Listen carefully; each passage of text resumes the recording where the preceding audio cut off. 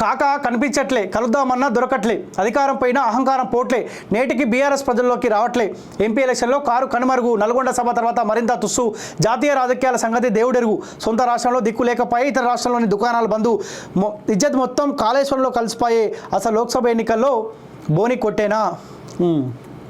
Nalgonda meeting తర్వాత మళ్ళీ కనిపించలేదు సారిగా.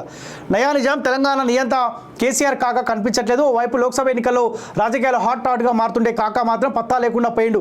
లోక్సభ ఎన్నికల్లో ఓటమిని ముందే ఒప్పుకుండో లేక మరేదైనా కారణమో తెలియదు కానీ జనం ముందుకు వస్తలేడు.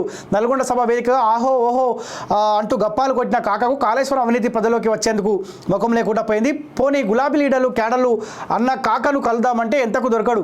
కేసీఆర్ ఇంకా సీఎం అనే భ్రమంలో ఉన్నాడో లేక పోయిన ఇజ్జత్కు ముఖం చూపించలేకపోతున్నాడో కానీ ఒక్కరికి దొరకట్లేదు. సారుకు అధికారం పైన అహంకారం పోనట్టుంది అంట. కేసీఆర్ సారు కనిపిస్తలేడు. ఎంపీ ఎలక్షన్స్ వస్తున్నాయి కదా సార్, నల్గొండ మీటింగ్ తర్వాత ఎటు పోయినావు, ఏం చేస్తా ఉన్నావు, రెస్ట్లో ఉన్నావా, ఆల్రెడీ రెస్ట్ తీసుకున్నావు, లేకపోతే మళ్ళీ ఏమైనా కొట్లాటలు మీ కుటుంబంలో జరిగినాయా, మళ్ళీ మీ కుటుంబం ఏమన్నా ఇబ్బంది పెట్టే ప్రయత్నం చేస్తూ ఉన్నారా, బాబా బామ్మర్దులు కేటీఆర్, హరీష్ రావు, సంతోష్ రావు, కల్వకుట్ల కవితక్క ఏమన్నా ఇబ్బంది పెడతా ఉన్నారా.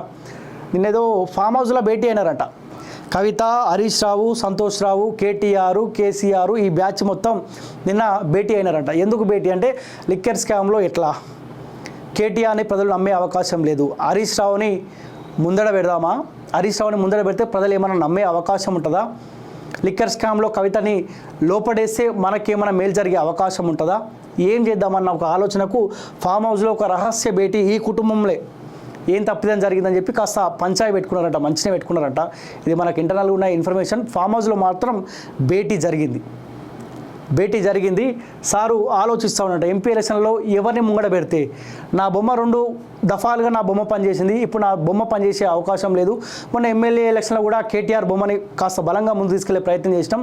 కేటీఆర్ని ముంగడ పెట్టడం వల్లనే అసెంబ్లీ ఎలక్షన్లో మనం ఓడిపోయినామా, ఈసారి హరీష్ రావు బొమ్మ పెడదామా, పగ్గాలు హరీష్ రావు చేతికిద్దామా, లిక్కర్ స్కామ్లో కల్వకుట్ల కవితను లోపలికి పంపిద్దామా, పంపిస్తే ప్రజలు నమ్మే అవకాశం ఉంటుందని చెప్పి సో ఎంటైర్గా ఈ చర్చ జరిగిందంట.